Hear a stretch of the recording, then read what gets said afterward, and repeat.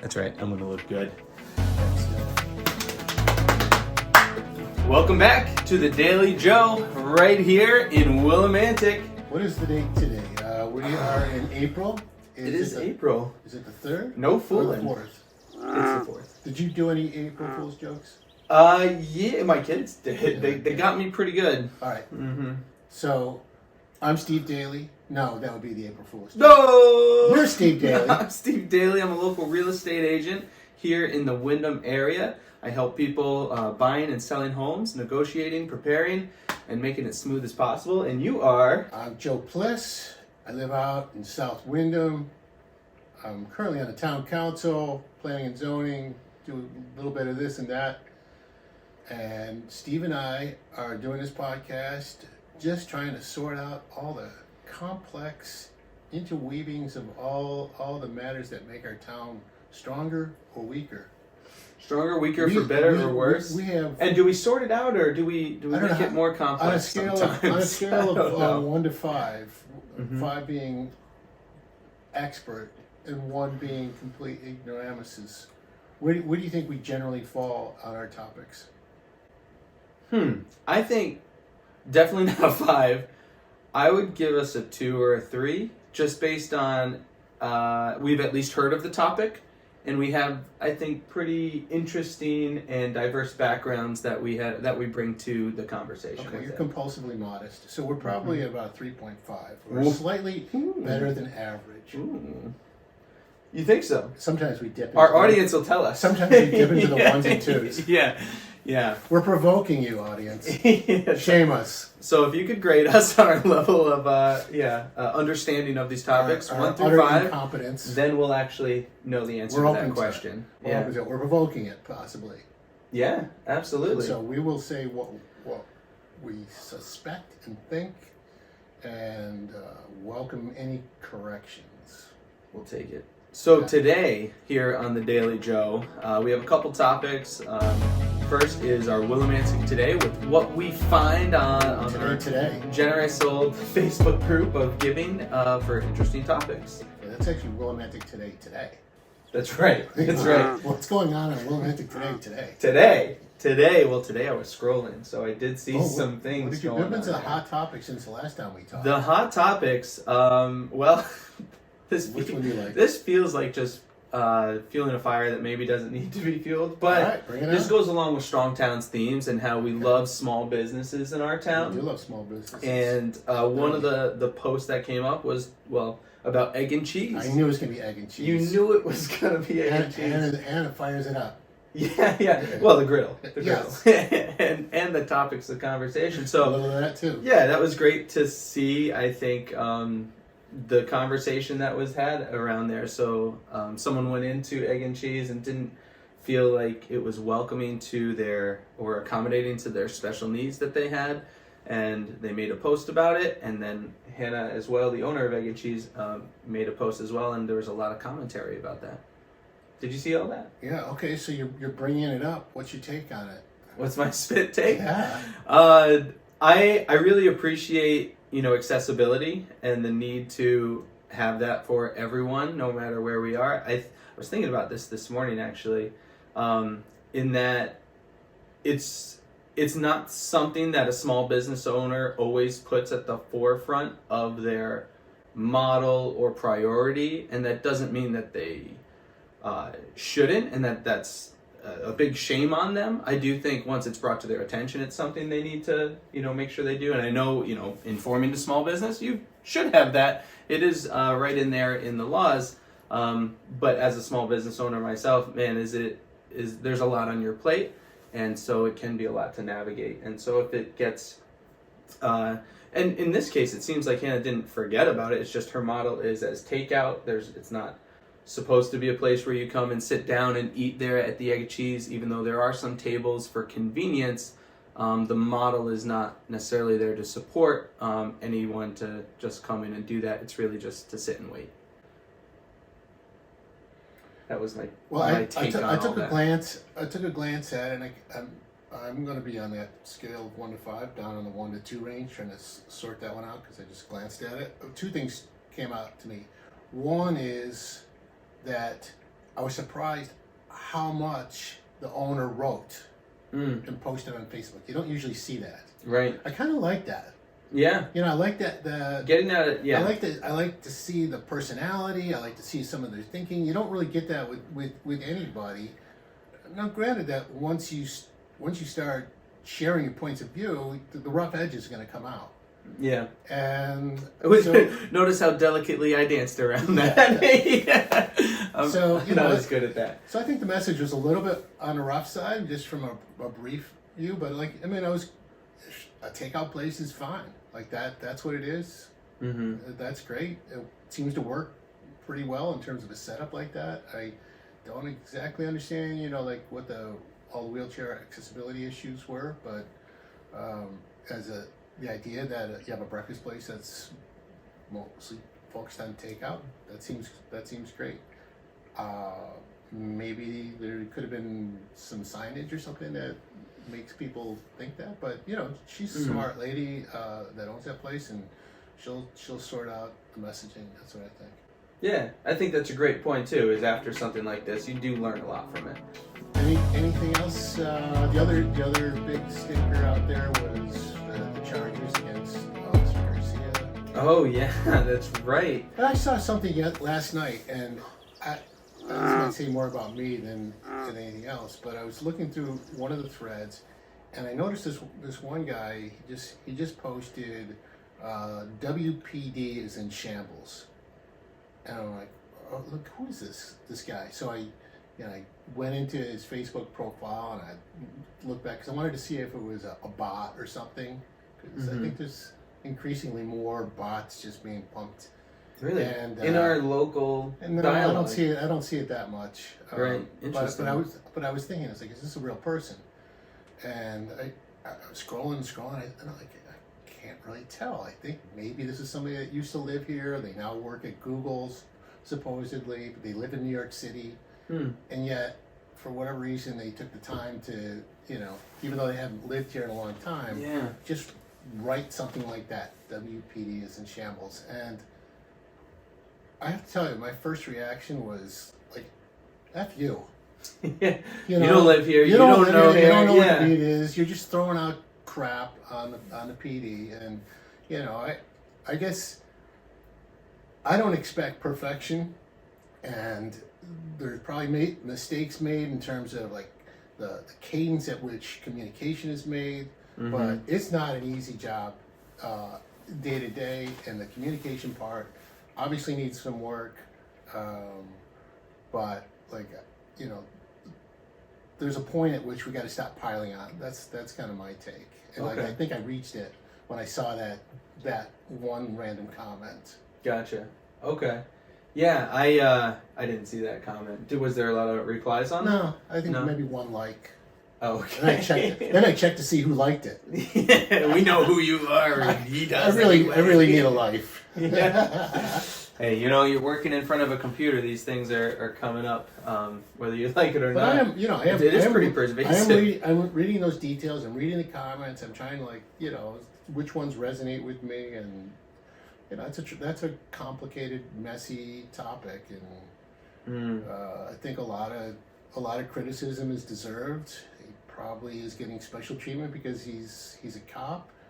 There might be protocols that enforce that special treatment, and it feels unfair. It probably is unfair, but ultimately the guy's facing an awful lot in terms of those charges. That was what I understood about it, was that he is being, you know, prosecuted. There's no picnic for it, right? He's not just getting away with it, as we'll see. Some of those first comments, I think, implied from when it first happened. It does seem like it's being handled, at least from my reading of it. And I think, maybe there wasn't enough statements, but from what I was gathering from my scrolling there, I felt informed about, it's in an investigation. I've been in other organizations where that's just how it is. You're not going to get an update.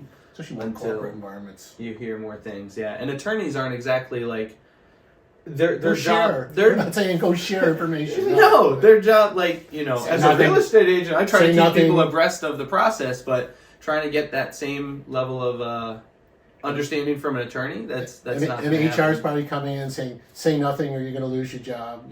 So right. There's probably a lot of internal pressure to keep your mouth shut, and that's part of what's happening. Yeah. Anyway, that's Willimantic. That's Willimantic today. Now you know what to go scroll and and find out. Scroll and comment on and share your opinion as well. Well, thank you. Well, I don't know about you, Joe, but all this talk about our town leads me to a main topic. Okay, what is? Small businesses on Main Street. All right, what about it? I like them. We like them. I like them. I think, small businesses on Main Street, home ownership in our town, and, having good community spaces that we can go to and share are really what make our town so great. So I just wanted to, talk about some of those and see what's coming up soon.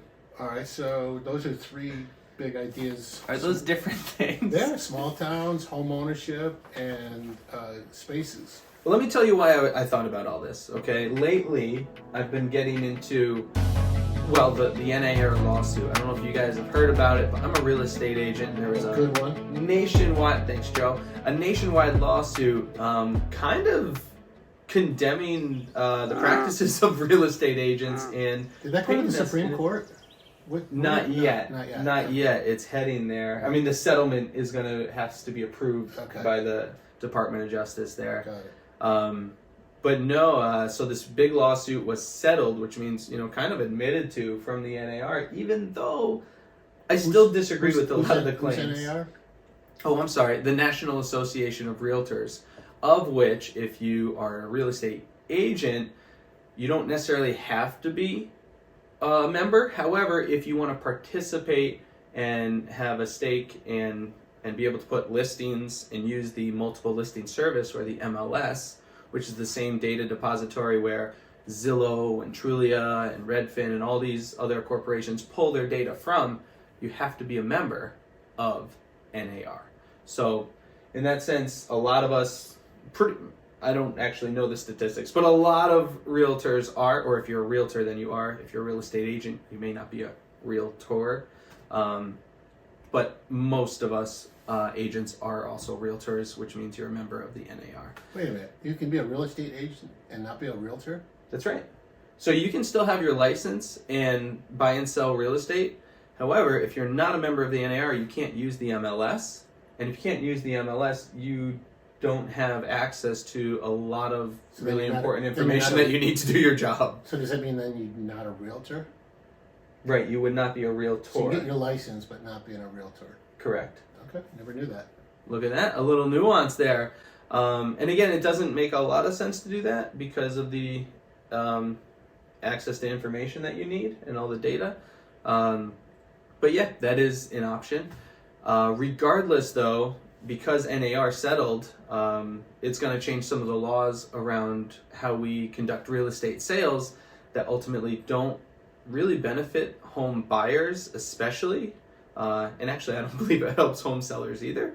And that's a whole topic. I don't know if we should just talk about that because that is a deep topic. You got to summarize it now.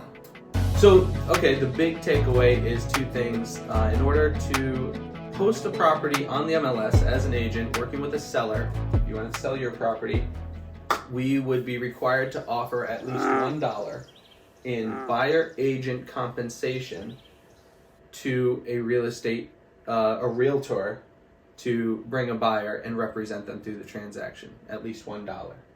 Worth every dollar. Worth every dollar that is. Now, I'm sure if anyone here has done the transaction, you'd say, well, what? $1? That's crazy. It is, because I don't even know the correct language we can use anymore, because we can't say standard.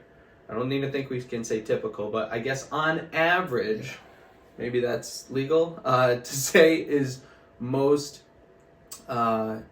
compensation being offered per transaction was 2.5%. For the realtor representing the buyer. Right. And so when you were going to sell a property, you would put that in the listing description. Hey, any agents out there working with a buyer right now, come, tour this property. If you like it, make us a great offer. Let's work together and you'll be compensated 2.5%. Right? Now, that was coming out of the total commission that a seller had already agreed to pay their seller's agent. So it's not an additional expense to the seller. It's just a portion of They're splitting what 6% you're or paying me. whatever. Yeah, so it could be I should clarify, 2.5% is kind of average for our area. We've also seen 2.25%, we've seen 2%, we've seen 3% be offered. Only realtor people care about those details. It's around 2-ish, 2.5. Yeah, I mean, but you say that, but sellers are the ones that brought this lawsuit that really care about those details and didn't want to pay the buyer's agent. But Sellers brought it up. so the sellers brought this lawsuit. There are other lawsuits now being brought by buyers, but that's a whole other thing. So I just want to clarify the process for people going into it. As a seller's agent, right? Like, let's say I charge you 6% to sell your home. Now that's negotiable. All real estate commissions are always negotiable. It says it in big letters on all of our contracts, which means you can talk to me about lowering that price, hiring the price, sure. Or you're not obligated to work with me, right? You can go work with another real estate agent, and you can find agents that will sell it for 5%, 4%, 7%, 6%, even 1%, right? But the stipulation then was always, well, it's in your best interest to offer a buyer's agent compensation, right? Through that. So, and that comes out of what you're offering to the seller's agent. So out of my 6%, I would still offer that buyer's agent compensation, whether it's 3% or something else. So again, no unknown charges to a seller, just to be like really clear. It's all spelled out. It's all negotiable. If you say, no, I don't want to do 6%, I'll do 5%, I could look at the job and I'd look and like what's entailed here, how much preparation, how much work is it going to be to sell this property? And then it's on my decision as a small business owner, do I take that job at 5%, 4%, or do I say, no thanks, it's really too much work and you can find someone else, which is what any other contractor I think would do, right? So it's completely negotiable. No one's forcing you to use a real estate agent either, right? If you don't like the prices, you can sell on your own. Completely possible, legal to do that. You have Redfin, you have Zillow, you have services that'll just list it on the MLS. You still use all our realtor resources for a flat fee. So it's a free market, is I guess my point with all this. The only part where I guess it wasn't was that to use the MLS, you had to offer a $1 buyer agent commission. I know that was a lot of talking. I just want to explain it as well as I can.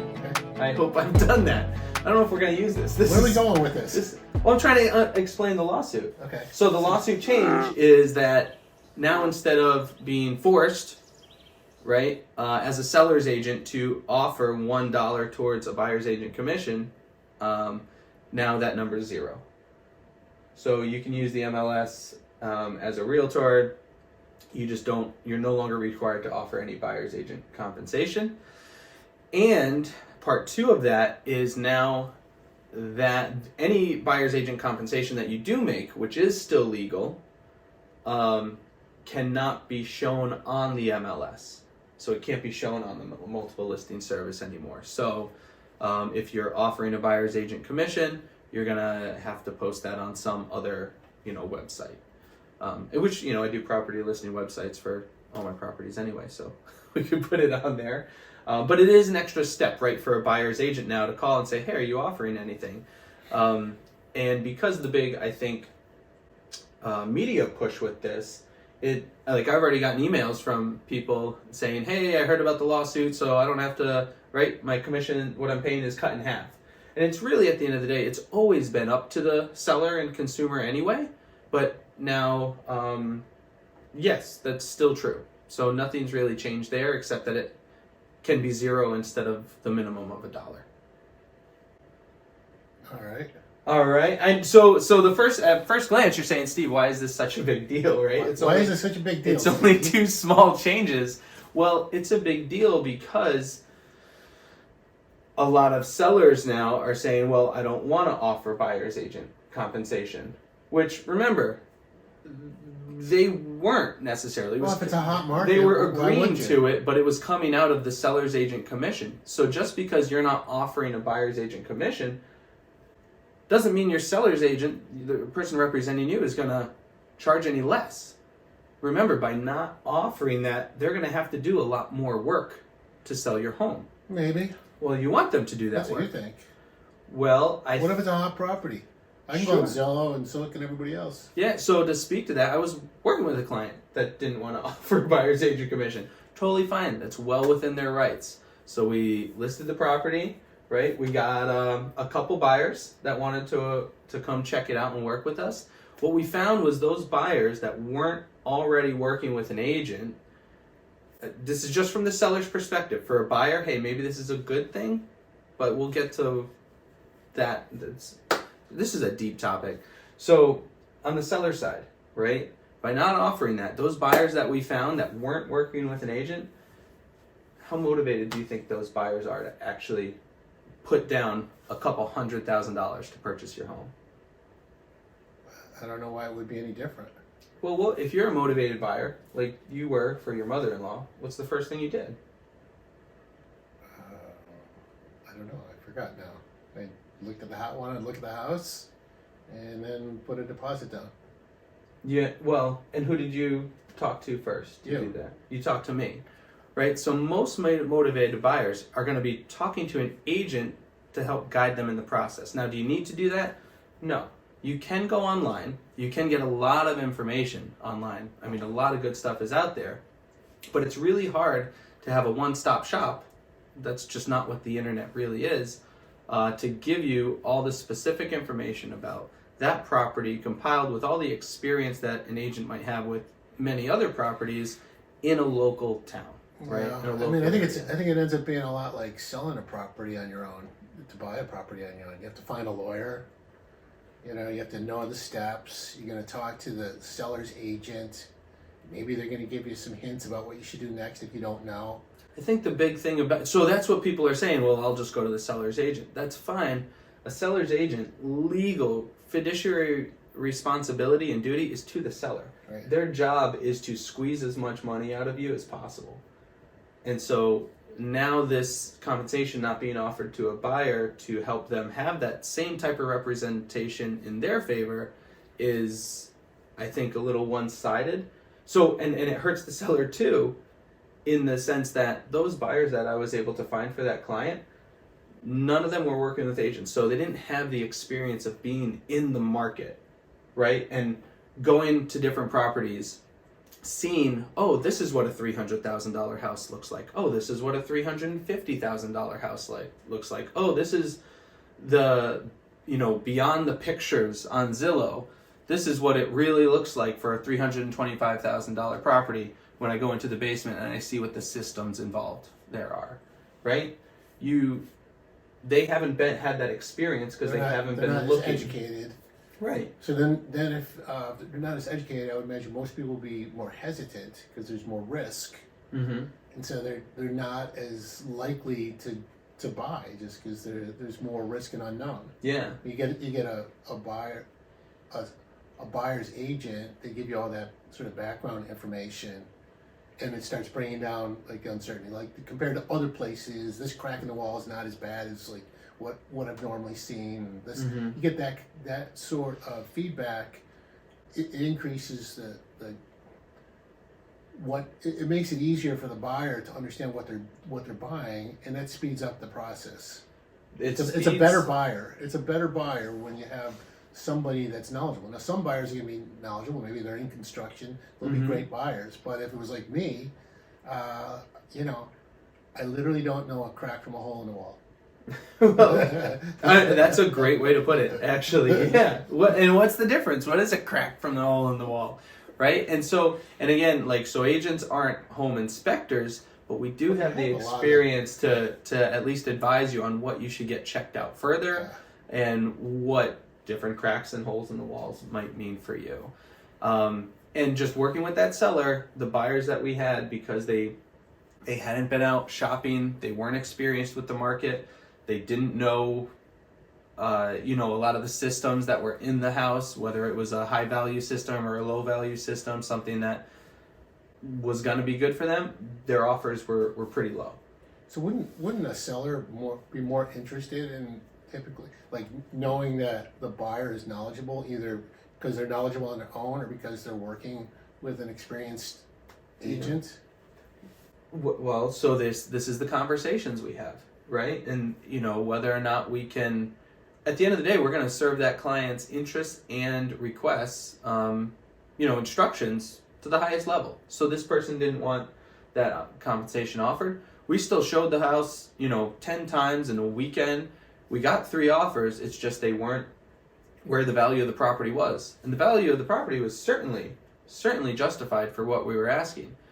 Now, another buyer did come through that was working with an agent, right? And they were like, we really like this house just as much as the other people had said. Those other offers, we got 3 other offers from buyers that were unrepresented. Love the house, love the property. They all came in a little under asking, right? This person said, hey, the only thing is we'd like, buyer agent compensation to pay for the agent. So we said, let me talk to the seller. So I went and talked to him about it, showed him, the offers that we had in. They were good, enough to help him move, and that's great. But, this person was offering potentially something if we would offer the buyer's agent compensation. We went ahead and said yes. They came back with their agent, saw the property, loved it all over again, and you know what? Their offer was well above asking price and more than covered that 2.5% that we offered them. In fact, it tripled that. So it was a pretty telling example to me, which I already knew because one, buyer's agents are indispensable in their guidance through the process. Because at the end of the day, when you want to buy a home, you want to buy a home, right? You want to have a great place to live that you can do whatever you need to do there in your own private space. Yes, getting a deal is really important, and that's an important part of the process too. But at the end of the day, if you're just making, quite frankly, lowball offers, or you're not educated in where your offer should be, you won't own a home. Yeah, no matter how good of a deal you're looking for. I think it's important to understand the market too. And if you're just waiting for prices to come down, or you're thinking, well, I'll never pay full price for a home, well, I think you're going about it in the wrong way, and I don't think you're actually necessarily in the right mindset where you'll be able to purchase. Depending on the market, it might shift to where that mindset does work, and that's totally fine. We just want to be honest when we're working with people about the realities of it. And I think when you don't have that advice, you don't have a home. And so one fallout of the lawsuit could be that when that representation goes away for buyers, or at least isn't compensated, I'm not saying it's going away, but buyers right now are pretty cash strapped, right? And this is why homes that are in great condition do go for so much more, because it's easier to finance it, right, than to have cash on hand to fix a hot water heater, to fix a boiler, to put on a new roof, to do new siding or a new chimney right away, right? All these big ticket cost items. You just don't have an extra couple $1,000s for that. And now we're asking home buyers to come up with an extra $1,000 for their own representation, where with the old system, they were still paying for it. It was just in the mortgage. Because at the end of the day, who's actually bringing money to that transaction? Because it's not the seller. It sounds like there's going to have to be an education process. Maybe initially people are going to think, well, I want to do it on my own, and people are going to learn. They'll ultimately, what do they say that about a lawyer in court case? A client who represents himself as a lawyer for a fool? Yeah, there you go. And well, so this brings us to, not everybody is a fool in real estate. Like you said, it could be a contractor, it could be someone that's experienced, maybe they're an investor. And I think we're going to see more and more people that are savvy and don't need the services of an agent, which is totally fine, totally fair. You shouldn't have to have an agent to do anything, but I think this removes that opportunity from a lot of people. And now the people that don't necessarily need that are going to have an easier time purchasing more properties, and typically that's going to be investors or private equity firms that have already bought, I don't know if you know this, 44% of all real estate transactions in 2023 were private investment. 44%. That's insane. I don't know if that's exactly true here, but we're definitely seeing more of it. I'm really curious. In a local market? Yeah. I mean, well, you got Stonegate Manor. That's private equity. Right. So that was a bunch of properties. That was 5 or 6 years ago. But just out of town investment in rental properties, I believe, is going up. I don't have the numbers. I want to get those numbers. And and even in town investment, is going up as well. Like as far as just home ownership being turned into rentals.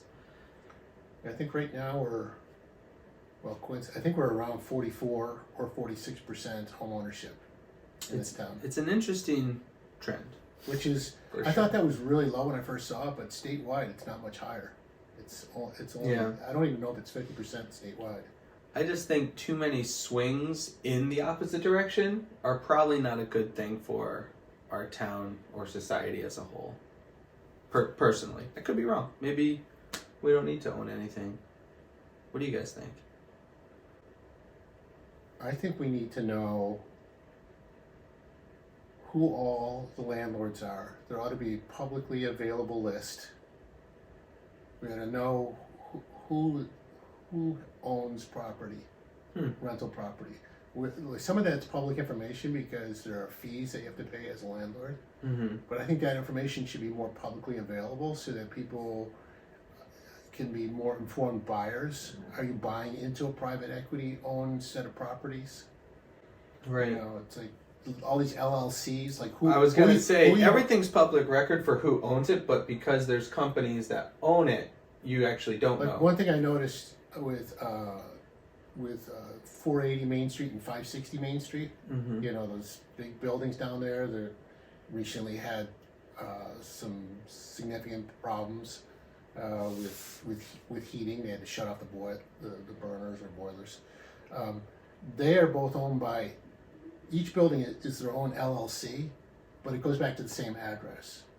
So the owner is the same owner, right. and I saw this with some real estate advice on YouTube somewhere, where the guy was saying that each of his properties are their own LLC, and that way, if any tenant ever sues in that building, the worst that's ever going to happen is he loses that building. Right. So that's a common strategy. But the thing is, it's really hard to know who the actual owner is when it's hiding behind an LLC, or owners. I mean, there could be multiple owners that are pooling in that LLC. Right. So I just think that we need to have way more visibility around, who the property owners are in this town as a starting point. Yeah, just for accountability and for knowing who's who. See if there's trends. And we want to know who owns our town. It's like, right? Okay, this is our space shared. And all the properties that go back to this address, are problematic. Like, people ought to know that before, investing. And on the other side, all the properties that go to this address are very well maintained. Well, and the tenants are very happy there because there's a fair deal. Right. Yeah. So you probably have 2/3 of all the landlords that are living here that are providing a service. They're doing something that's really important. They're keeping up the properties. They're not trying to extract every last dollar. It does help their overall wealth portfolio, so they strike a fair balance. Mm-hmm. And we ought to celebrate all of those people because they're investing in our town. Absolutely. So yeah. I think it's a carrot and the stick, but I'd like to see that visibility, especially to see a trend. If more private equity is coming into town, we want to be able to react to that. Yeah, maybe have a say. Yeah. Investment's good, but we have to make sure it's in everyone's best interest, for sure. Where are we on the clock? Whew. I think we gotta. I have to go at about 10 I think this is the here. real estate edition. Yeah, so that's an update on the NAR lawsuit. I don't believe overall it's going to make things better, However, on the other side of it's such a loaded thing, because there's arguments for why it's a good thing too, and I want to make sure I understand those arguments and I agree with a lot of them. I don't think that the media portrayal or necessarily the final rulings get you to the best place of resolving the issues that people were complaining about. Well, So if I'll say anybody has that. questions, talk to Steve Daly. We're here to talk Have about that all things conversation. real estate, especially this lawsuit lately. All right, I think we ought to wrap up Okay? our daily note. So, Charge. cheers, everybody. Get after the day. See Have a you good tomorrow. one. All right. We're going to keep that.